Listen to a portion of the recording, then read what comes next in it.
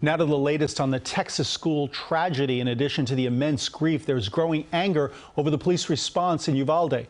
19 students and 2 teachers were killed in the shooting. CBS 2's Allie Bauman is in the newsroom with an update on the timeline investigators revealed today. Allie.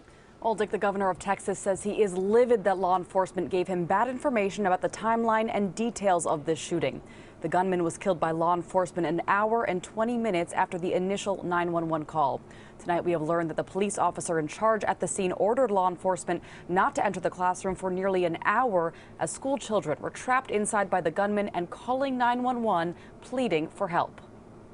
It was very terrifying because I never thought that was going to happen. 10-year-old Jaden Perez says he and his friends hid near backpacks Tuesday when the gunman shot through his window at Robb Elementary School. Police eventually helped Jaden escape, but not before the shooter killed his friends, 19 children and 2 adults. They said they rushed in and all that.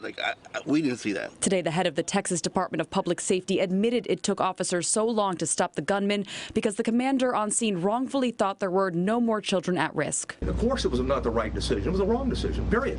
There's no excuse for that. He went through the timeline today. 11:27 a.m. a door was propped open by a teacher. 1 minute later, the suspect's truck crashed into a ditch, catching the attention of 2 people at a nearby funeral home who went over, and the gunman began firing at them. 11:30 a.m. a 911 call was made about a man with a gun.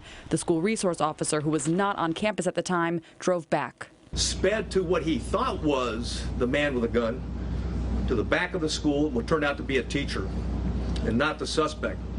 In doing so, he drove right by the suspect, who was hunkered down behind a vehicle, where he began shooting.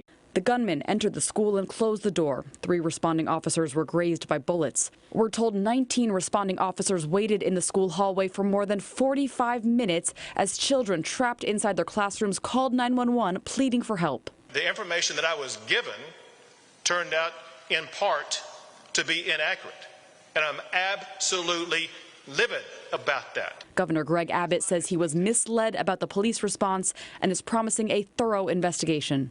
Bottom line would be, why did they not choose the strategy that would have been best to get in there and to eliminate the killer and to rescue the children?